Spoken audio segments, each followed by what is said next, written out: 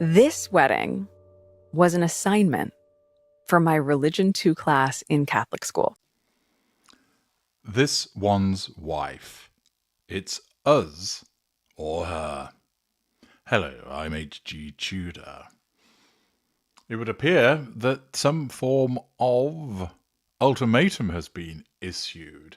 Yes, according to that bastion of journalistic excellence, Heat magazine, which, of course, I allow you to determine the veracity of the material. I provide you with the interpretation and understanding. It reports Prince Harry is counting down the days until he turns 40 next week, and is reflecting on the relationships he has with friends and family as he prepares to hit the milestone age. Harry and his wife, this one's wife, are reported to be planning a lavish party to celebrate the prince stepping into a new decade. Grandiosity. And while a number of their A-list pals, do they have any, are expected to be in attendance, it's not thought that any senior royals will be. No fucking shit, Sherlock. Well, why on earth would any senior royals want to attend the renegade prince's birthday after the way that he and his handler have behaved? And now, the Duke of Sussex is left wondering if it's too late to mend relationships he fractured when he moved across the pond. But a source explains that many of the people from Harry's past are wary of forgiving him, with this one's wife still in the picture. Now, pausing there. Some of them may recognise that she is a narcissist. Many of them will not. The important thing to remember, however, is that many of them have witnessed her behaviour and recognise the influence, the unpleasant bearing that she has upon old Ginger Bollocks, who seems largely incapable as a consequence of not being particularly clever, his own emotional thinking and her manipulations, of any independent thought. The article continues by explaining that nobody would go so far as to try and push Harry away from this one's wife per se. But the fact he's still perceived as her personal puppy dog is the big reason William, Camilla and many others inside the firm won't budge an inch right now, despite his best efforts.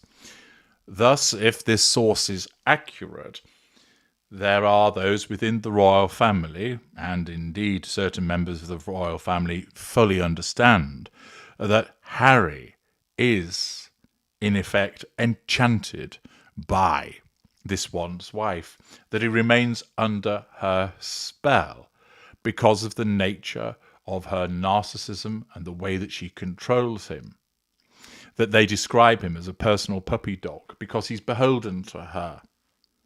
Even his London friends are worried about the fallout that comes with being perceived as Team Sussex, not so much due to Harry, but because this one's wife is so resented and untrusted by all corners of British high society at this point. This, of course, is terrible news for this one's wife, because she likes to think of herself as trusted and liked. Her behaviour tells you you don't trust her. She lies, she revises history, she's governed by money, she betrays confidences, she tells tales, she bullies, and therefore many people within that high society have made their minds up about the behaviour and see that she is the toxic element in this relationship.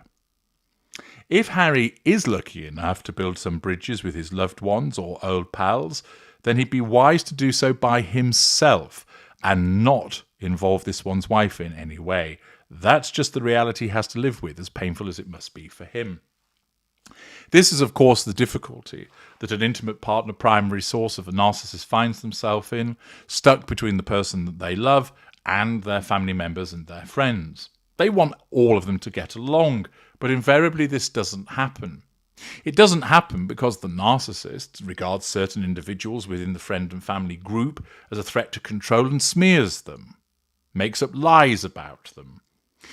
Friends and family, over time, see the behaviour of the narcissist and recognise we've got a wrong 'un here. And basically they want to rescue and have a relationship with their friend, with their family member, but realise that they're going to have to cut out the toxic individual that is the narcissist also. Accordingly, for Harry to enter into the fold once again, it appears from this article that if it is to happen, then naturally it can't be with this one's wife, which then makes him have a difficult choice. On the one hand, the fact that he's been devalued and he'll see her poor behaviours for himself. He's not entirely stupid. He has woken up to some of those. His reactions, for instance, in the Columbia tour, demonstrate that he sees the way that she behaves. His reaction, for instance, to that disgusting mock curtsy is also demonstrative of the fact that he does see that there's certain aspects of her behaviour that he has little tolerance for, and that he is increasingly losing patience in relation to. But still, the emotional thinking pervades, and of course there is the necessity of wanting to keep his family unit together, and therefore he would much prefer that everybody were friends again, that they'd all get along. But that simply isn't going to happen, and Harry ultimately is going to have to make a choice. People in Harry's life are said to have been cautious of the effect this one's wife has had on him since they stepped down as senior members of the royal family in January 2020 in a move dubbed Megxit. And the divide has only deepened since this one's wife claimed she was silenced by the royal family and didn't feel protected following their 2018 wedding. But Harry is hoping to show people that he has not changed since meeting his wife. For now, Harry's goal is to remind people that he's still the same person he always has been. He knows he's got a mountain to climb as far as convincing certain people that they should give him the time of day, but by all accounts, he seems to be feeling pretty confident that he can do it. He has accepted that it won't be easy and will take time and effort, but it's worth it to him, because he doesn't want to be stuck out in the wilderness forever. His approach right now is to take it step by step. And it seems the father of two has a plan of action of how to get people back on his side. First on the agenda is to make the rounds and prove to people that he's still got his own voice and backbone. Good luck with that. He's not some puppet that says whatever his wife wants him to say all of the time. Well, that's certainly how he has come across, and that's certainly the case for certain individuals that are ensnared by a narcissist. And this is the impression a lot of people have right now because he's been so out of touch with everyone. If this is accurate, and Harry recognises that he's perceived as a puppet and he's going to do something about it, this may be the first tentative steps that he's taking towards escape. He admits he's pretty well exiled himself, so he doesn't blame all these people for just believing what they've heard, but he's now out to dismantle that narrative, which of course would not go down well with she who must be obeyed, because that will threaten her need for control over him. He's trying to strike a balance between sticking up for himself, but at the same time agreeing to compromise for the sake of getting back into the fold. Turning 40, he's looking at life as a much bigger picture. Now he's a father of two and he's got mouths to feed as well as his own, and he's also very aware that time is ticking on. Another big factor of Harry's reflection is said to be the ill health that has affected his father, King Charles, and sister-in-law Kate Middleton. The King announced his cancer diagnosis in February, while Kate revealed hers in March. His father isn't getting any younger, and there are very real concerns that he could be a lot sicker than he's letting on. His friends are all getting on with their lives, and of course his sister-in-law's had the hideous health scare. It's very sobering, and it's got him determined to swallow his pride and do what he can to dig himself out of this mess.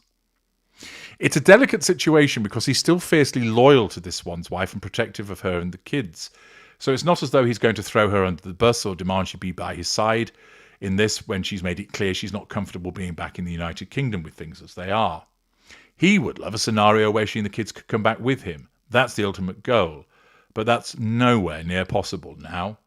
First, he needs to ingratiate himself back in. If push comes to shove, he'll absolutely stick up for his wife. He just won't do it in such a defiant or foot-stamping kind of way as he has in the past. He does find it pretty tragic that so many people won't give her any kind of shot, which shows that he's still not truly woken up to what she is and how she behaves. But his hope is that when and if he's accepted back into the inner circle, he'll be able to convince people to let down their guard with this one's wife too. Well, good luck with that. He's aiming to reconnect with people and see who's open to some sort of dialogue. Yes, some will completely ghost him, their understanding, of course, the maintenance of a no-contact regime, or that they simply don't want to have anything to do with him and this one's wife. He's bracing himself for that, but he's also hopeful that it may not be as grim as he thinks. Of course, he knows that William still has a deep distrust for him, so he's not even bothering to try that angle right now.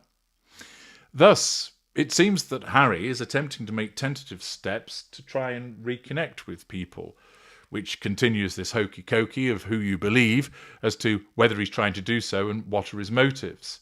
It still remains the case, of course, that this one's wife isn't welcome, and he faces the problem of people not wanting anything to do with her, a common situation that the intimate partner primary source finds themselves in relation to their ensnarement with a narcissist. I'm H.G. Tudor. Thank you for listening.